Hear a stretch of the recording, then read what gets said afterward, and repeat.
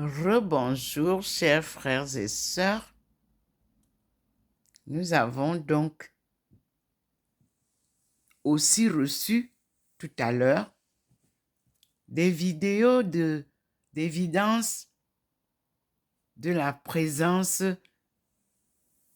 des esclaves africains en Chine. Je viens de les publier là sur Facebook. Je transmets, je partage si vous voulez, mais c'est ce que je connais. Donc, ce n'est pas nouveau pour moi. Les Kunlun, le peuple des néants, Féjo, on les appelait en Chine, peuple du néant, que j'appelle Bentou. Sous le joug de la colonisation, ce n'est pas la Chine qui importe les esclaves. Nous allons retrouver la colonisation qui a envoyé ces esclaves en Chine. Et la Chine était une terre vierge. Ce sont les colonisations que nous allons découvrir, les séries de colonisation. Indochine va nous dire tout. Là, vous avez deux pays, l'Inde et la Chine, qui ont été utilisés. Et nous allons découvrir l'histoire réelle. Merci pour mes frères des États-Unis qui viennent d'envoyer ça. Et j'ai partagé sur Facebook. C'est pour, ils confirment tout ce que je vous dis. C'est ça la validation d'une thèse d'État. Tout ce que j'ai dit dans ma thèse, dans le livre que vous avez, alors on attend que les gens critiquent ou alors applaudissent, comme ça se passe maintenant. Et je suis très fière de voir que nos frères des États-Unis m'apportent beaucoup de preuves et participent activement à cette nouvelle phase de la vérité du monde. Alors que mes frères du Cameroun, de l'Afrique subsaharienne, cherchent les honneurs pour supplanter ce que moi j'apporte. Ce que je fais est unique. Vous n'êtes que la récitation de tout ce que vous devez écouter. Réciter les livres des autres ne vous apporte rien. Il faut aller publier ce que vous-même, vous avez trouvé, ce que vous avez fait, ce que vous avez écrit, ce que vous avez vécu. Alors, on parle en ce temps-là d'un expert en une matière.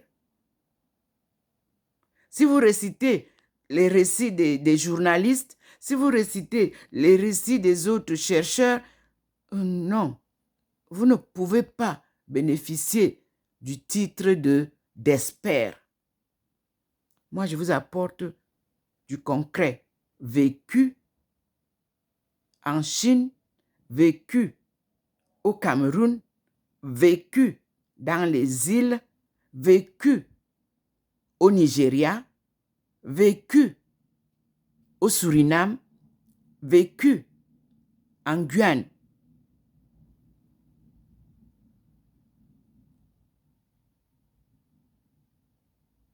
Et vécu en France. C'est du vécu que je parle. C'est une expérience spirituelle et académique. Et c'est une expérience familiale de la dynastie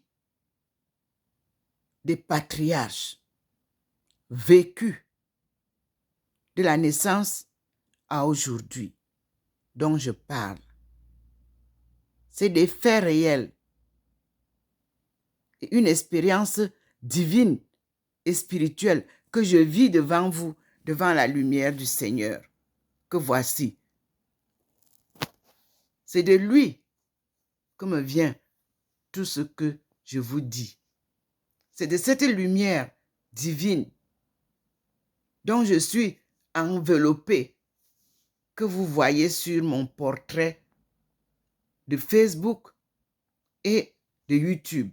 Vous avez vu maintenant qu'il a changé tout, il a ramené le profil au stade initial parce que nous commençons une autre marche, celle de la reconstruction du peuple détruit, celle de la restauration du patrimoine du premier peuple du monde. C'est Dieu qui mène l'œuvre. Moi, je ne suis qu'un instrument qu'il utilise.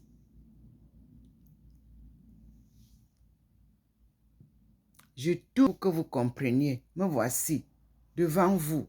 Je vous ai dit ce matin le portrait qu'il a fait hier. Je suis habillée avec cette robe comme ça et j'ai l'autre robe qui est noire que vous avez vue qui m'a été offerte lorsque je suis devenue musulmane. C'est le choix que le Seigneur a fait. Que lorsque je prêcherai sa parole, voici les tenues que tu devras porter. Comme Thérèse d'Avila. L'histoire de Thérèse d'Avila a été cachée comme on nous parle de l'histoire de Lucie, la petite Lucie qui a vu les 3 petits-enfants qui ont vu Marie. On nous a amené une autre Lucie. On a publié ça il y a une dizaine de jours. Quelle honte pour l'Église de balayer toujours la vérité pour nous apporter des choses qui n'ont aucun sens. C'est comme Thérèse d'Avila. On a balayé l'histoire de la vraie Thérèse d'Avila pour nous apporter la petite Thérèse. Dieu ressort Thérèse d'Avila et me place à son image pour que nous puissions apprendre ce que Thérèse nous avait donné. Et vous voyez aussi que la Sainte Face s'est honorée à Rome, mais sous l'étiquette de Sainte Véronique. Mais non. C'est Marie-Magdeleine à qui le mari a donné la face en souvenir. Jésus était marié et Jésus avait des enfants. Je vous ai publié cela et je confirme encore devant cette lumière divine que Jésus a vécu comme tout homme sur terre. Il a eu une famille, même s'il a été assassiné, sa femme est restée au pied de la croix avec sa belle-mère. Et elle était la disciple de son mari. Mais oui, c'est dit. On nous parle de Marie-Marguerite. Non! C'est Marie-Magdeleine, la femme du Christ. Je confirme devant Dieu et devant vous les hommes. C'est ce qui m'a été révélé. Et c'est à Rome que nous avons, au XIIIe siècle, le pape Léon XIII. Mais oui! Et nous avons cette image-là de la Sainte Face que le Seigneur est venu me donner à Paray-le-Monial pour vous rappeler que l'image-là, c'est au Vatican. C'est Dieu qui ramène la vérité. Sortez l'évangile de Jésus et nous serons sauvés, peuple du monde. On ne peut pas servir 2 maîtres. Trop de richesses envahit la vérité.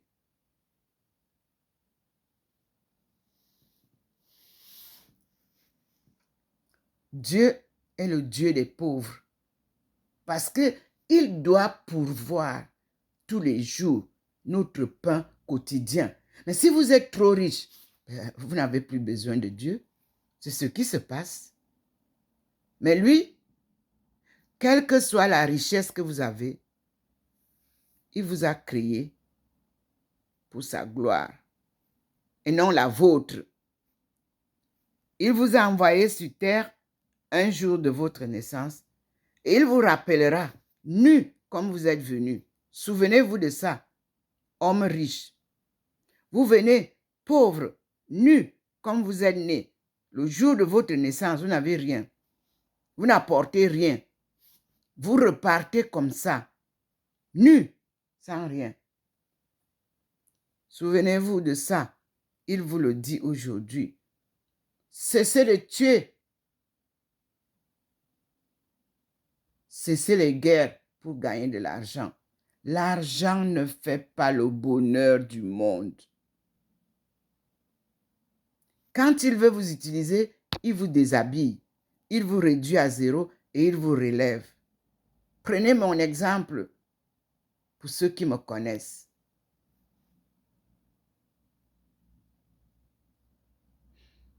Mon appel est une vérité et une véracité que beaucoup d'entre vous ont vécu avec moi, qui me connaissent.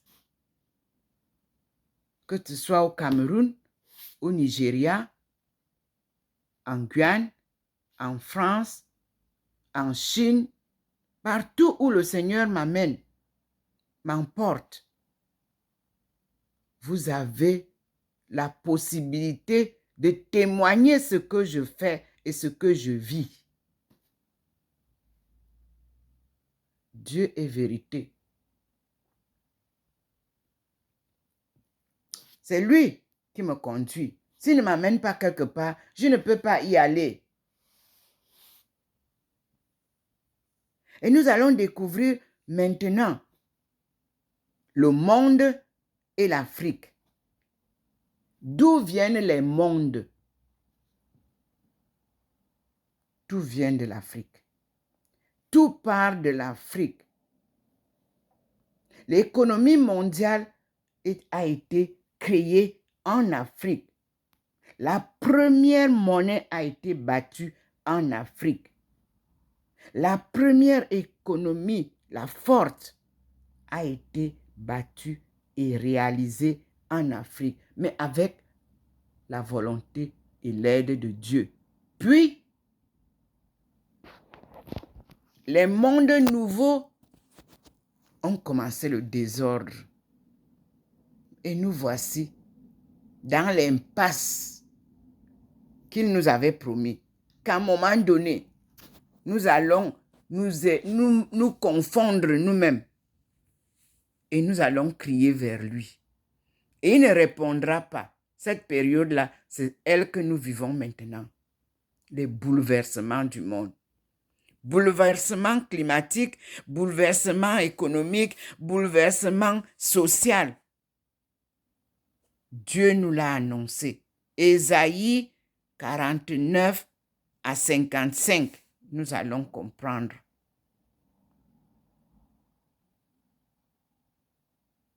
Voilà pourquoi Jésus, quand il a lu le livre d'Ésaïe, il a compris que son histoire était dedans.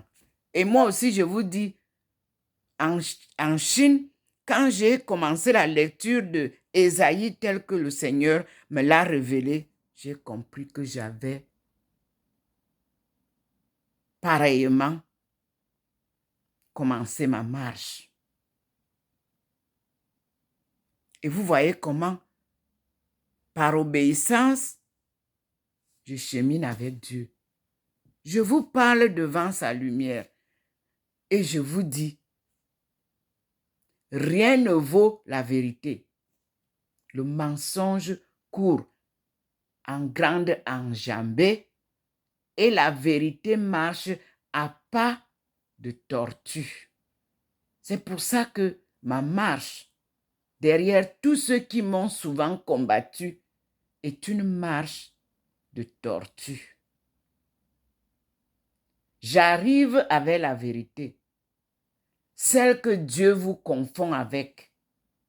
Je vous ai dit pendant des années, depuis 2012, que le Seigneur demande que Nsimalen, là où l'aéroport vient là, que Maman Marie soit honorée à cet endroit pour barrer le chemin à toutes les forces exogènes qui descendent de l'aéroport.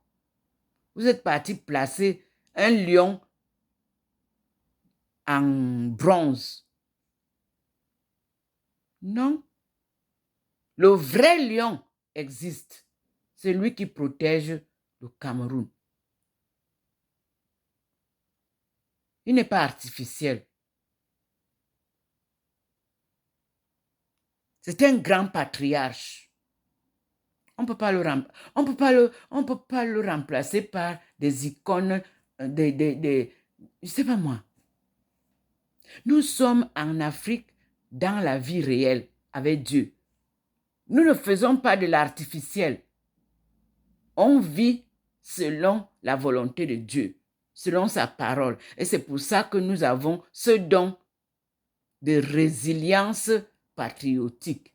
C'est un don de Dieu. Et résilient, c'est lui qui s'accepte lui-même d'abord. Il accepte de vivre tel que Dieu l'a créé. Et il obéit à la volonté de Dieu. Donc, la Chine et l'Afrique sont un royaume émergent qui retrouve sa souveraineté. On ne peut pas les séparer. Chine-Afrique, c'est ensemble. Ce sont les peuples du vieux monde que Dieu a choisis pour confondre le monde. Et lorsqu'on parle de la Russie, nos études sont liées à l'économie de la Russie parce que c'était les grandes puissances du monde premier. Les albinos de chez nous, c'est là-bas qu'ils sont partis, le mélange. Observez bien.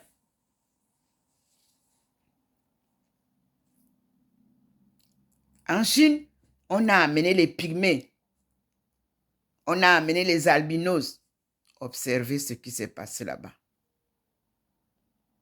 Chine, Afrique, nous sommes du même gène biologique. Personne ne peut dire le contraire. Cela a été prouvé miraculeusement en 2003 quand le président Paul Biya est venu en Chine. Moi, j'étais invité à plus de 7000 km pour venir passer une interview à la télévision chinoise, nationale et internationale. Et c'est là où j'ai déclaré que les Chinois viennent de chez nous et la langue chinoise aussi. C'est approuvé parce que un miracle s'est produit ce jour-là. Alors que les jeunes journalistes disaient que non, les Chinois ne peuvent pas accepter ça. Un téléx est tombé venant de l'université de Fudan, de Shanghai. Nous sommes à Beijing. J'ai reçu la copie de ce téléx-là pour justificatif et évidence authentique de l'œuvre de Dieu, qui venait confirmer qu'il y a eu, à partir de 1998, pendant 2 ans, une recherche multi-régionale, si vous voulez, qui se sont, c'est-à-dire des experts de plusieurs pays, se sont mis ensemble pour chercher l'origine que je proclamais depuis 1995 des Chinois. Et la confirmation était 100%. Ils ont dit que les seuls porteurs du même gène dans le monde entier sont les Chinois et les Africains. Il n'y a pas un autre groupe de personnes comme ça. Et cette copie m'a été donnée. Aujourd'hui encore, nous sommes en train de vivre un événement pareil.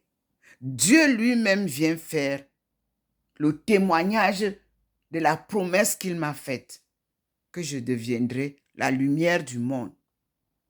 Cette lumière que vous avez d'abord vue sur le profil Facebook, que d'autres voulaient copier et tout, ça ne se copie pas. Ce que la main de Dieu écrit, personne ne peut copier, ni changer. Pendant un an là, vous avez changé mon profil, j'étais bloqué, mais j'ai dit que vous perdez le temps. Parce que quand lui vient, il balaie tout et il remet tout en ordre. Maintenant, la preuve, mon profil n'est plus comme... C'est lui qui les changeait. Au moment où il les changeait, il voulait que je vous parle.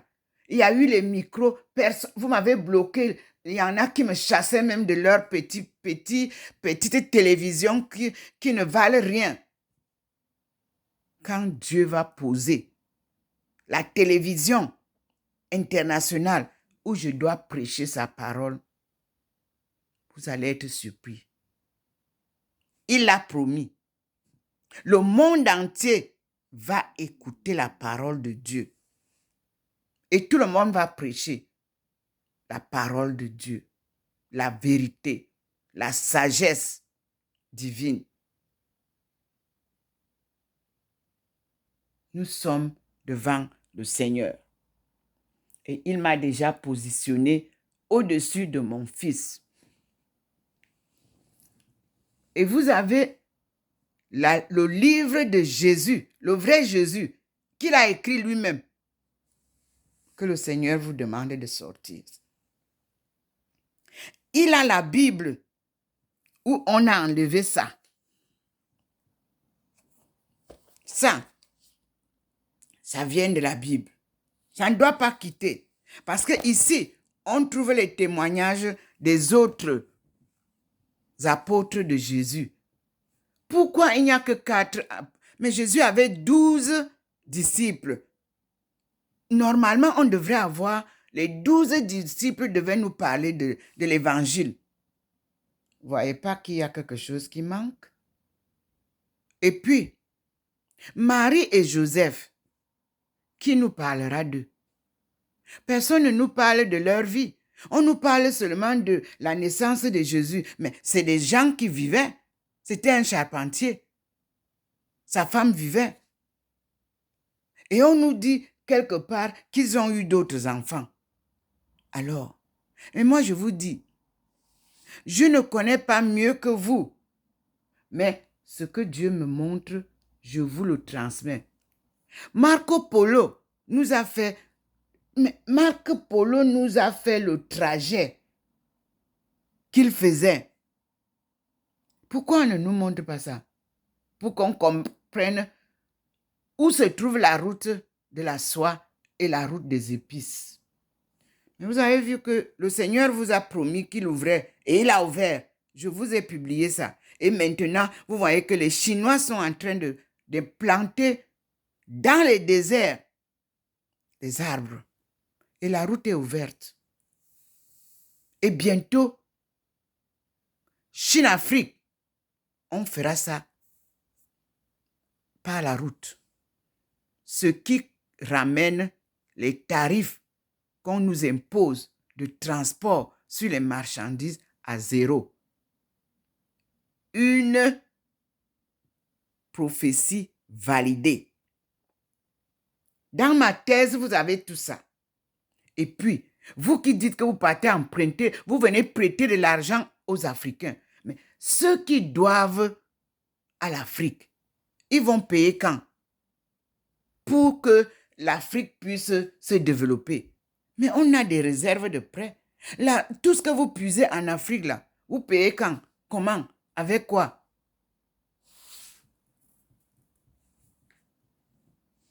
Nous avons dit, pendant nos études, que les zones rurales ne doivent jamais être pénétrées par les étrangers. C'est pour ça que l'Afrique est restée inconnue. Vous, les commerçants de tout, qui pénétrez les zones réservées, vous allez sortir de ces zones-là bientôt. Parce que l'Afrique est un mystère de Dieu. Surtout le berceau de l'humanité. Le Cameroun ne doit pas être fouillé par n'importe qui.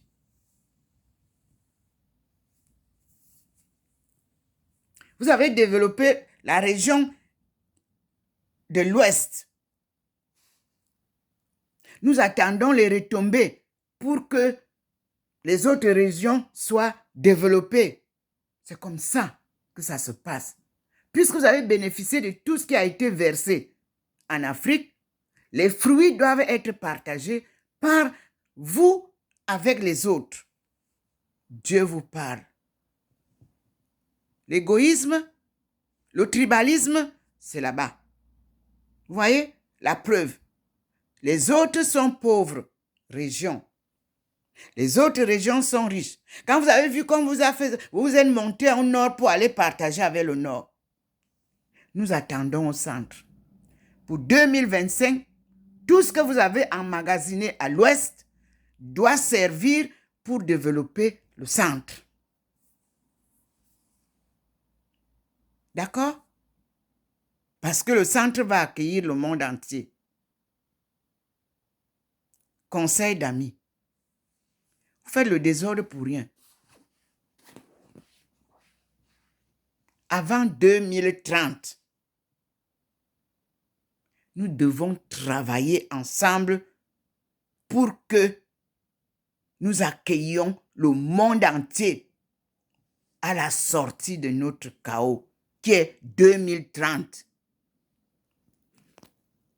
C'est un agenda que la femme respecte. Celle qui vous parle était là quand on a décidé que 2030 est le décollage des pays africains, de l'Afrique subsaharienne. Vous qui partez vous asseoir là, en tant qu'Africain, pour dire que c'est 2080 ou 80 que vous voulez amener ça, ou 63, vous êtes hors sujet. Une expert vous parle. Une compatriote de la résilience patriotique vous parle. Vous n'allez pas nous faire ça 2 fois. On ne peut pas se tromper sous le même arbre 100 fois. Nous n'allons plus nous tromper. Si les hommes nous ont trompés, les femmes ne vont plus nous tromper. La femme, à partir de maintenant, va prendre en main sa famille qu'elle a créée pour l'élever vers le sommet et non plus la ramener dans les ténèbres. C'est une femme qui vous parle. Celle qui a créé, qui a accouché. J'ai eu 9 gestes. Ndomomelingi Thérèse. 9 fois. Je suis devenue enceinte 9 fois.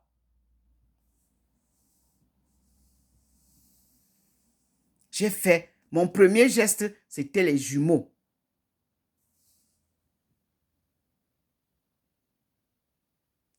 Dieu m'a choisi pour que je vienne vous apporter sa parole de vérité.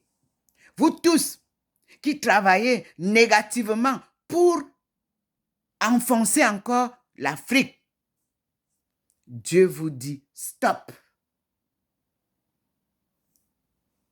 Si vous êtes africain, vous ne pouvez pas travailler contre l'Afrique.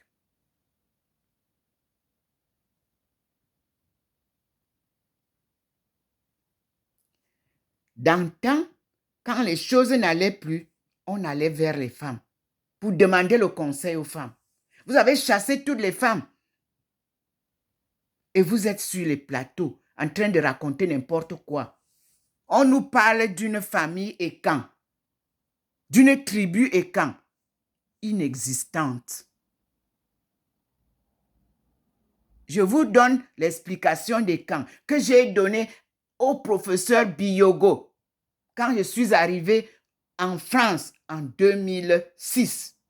C'est moi qui dis au professeur Biyogo que dans ma thèse, j'ai une écriture sacrée qui s'appelle Ndomo, qui est écrit en Bikan.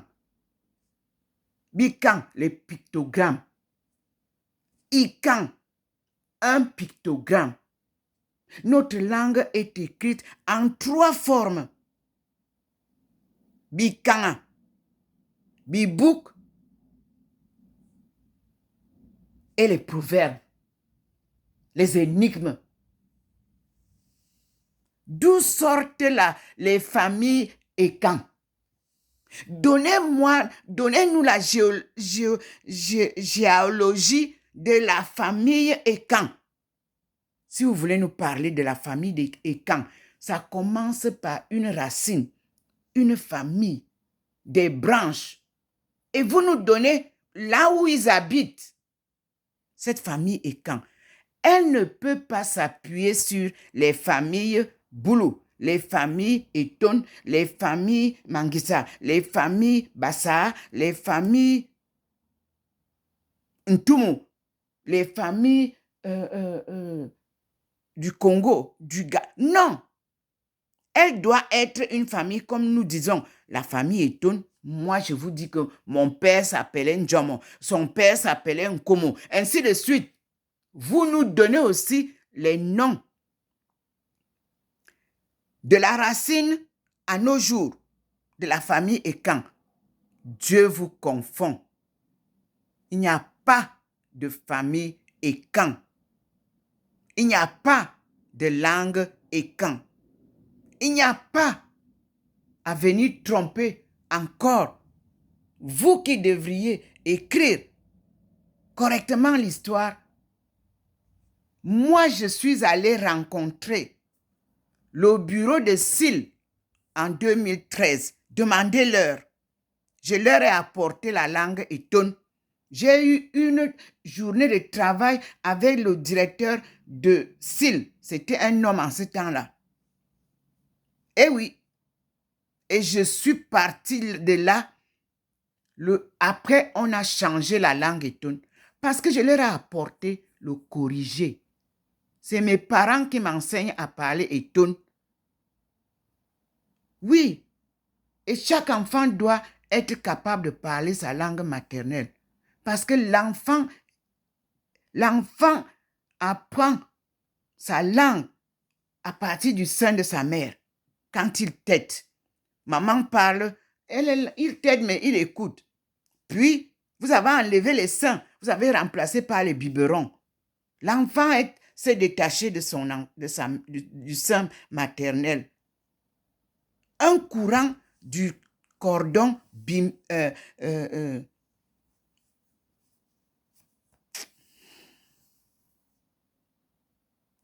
je vous assure, j'ai du mal quand je vois le désordre qui se passe sur les plateaux parce qu'on a donné les micros aux gens.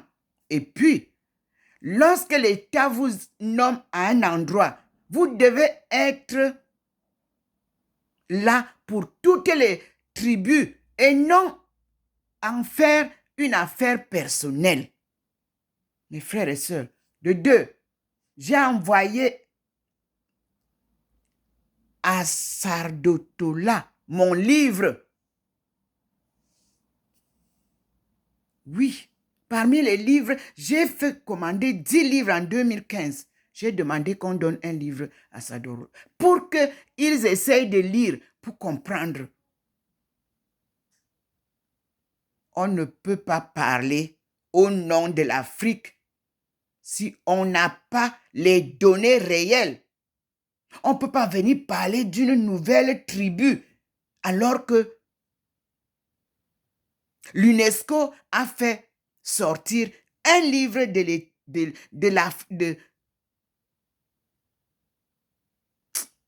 l'histoire générale de l'Afrique où il y a tout. Est-ce que dans ce livre, il y a une famille et quand? Dans la collection de 8 volumes de l'UNESCO, tout est dedans. Même si d'autres ont été écrits par des étrangers, mais je vous dis que tout est dedans. Dieu vous interpelle, vous les experts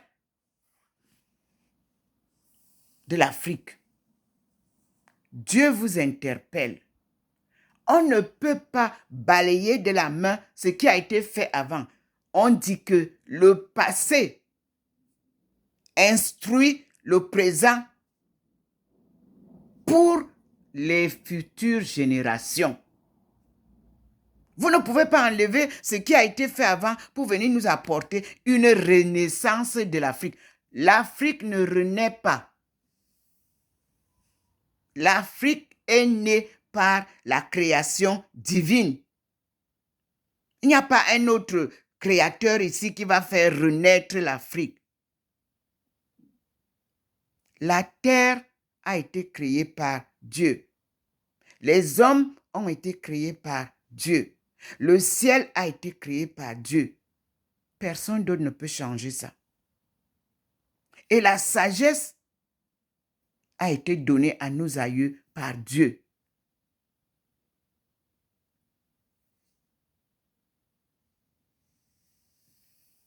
Aucune invention de l'Afrique aujourd'hui pour parler de renaissance, il n'y en a pas. L'Afrique est née et elle vit. Elle vit malgré toutes ces difficultés. Voilà pourquoi nous parlons de la résilience patriotique de son peuple. Parce que son jardin d'Éden, c'est Dieu qui l'a créé. Mes frères et sœurs, soyons bénis et disons, voyez, il est là. La lumière, elle est là, derrière moi. Vous voyez, la présence, quand je vous parle, je parle devant le Seigneur. Et je vous tourne pour voir poser déjà celle qui vous parle, mais c'est-à-dire en portrait tracé par la main divine. Et elle a derrière elle sa maman Marie qui l'accompagne. Ça, c'est une histoire divine à écrire. Ndoma Melingi,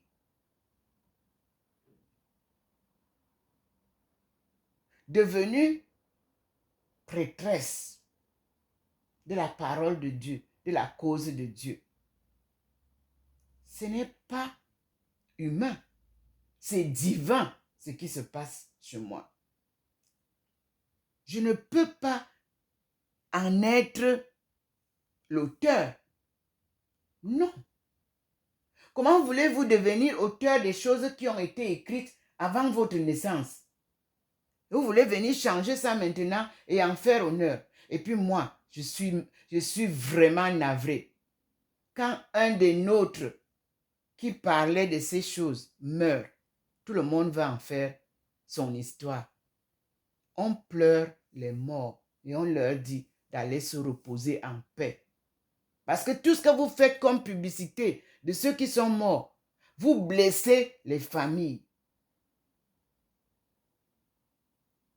De son vivant, il ne vous a pas vu. Il ne vous a pas vu.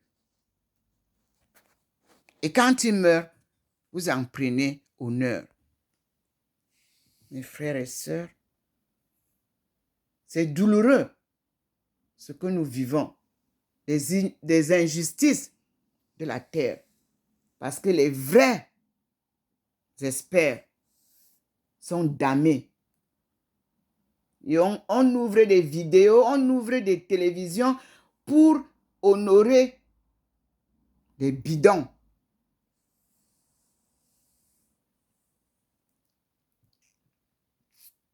Moi, je suis honorée par Dieu. Vous voyez? Et moi, ça me fait plaisir. Suivez Dieu. Il va vous honorer, vous aussi. Laissez les hommes. C'est des menteurs. Dieu n'est pas un homme pour mentir. C'est dans la Bible. Alors, je vous dis, mes frères et sœurs, Dieu est bon. Regardez là où il est venu. Il est allé placer encore le trait. Là-bas, à côté de Jésus. En bas de l'image de mon fils. Vous voyez ça? Et le portrait est toujours en haut avec Marie. Mais ce n'est pas...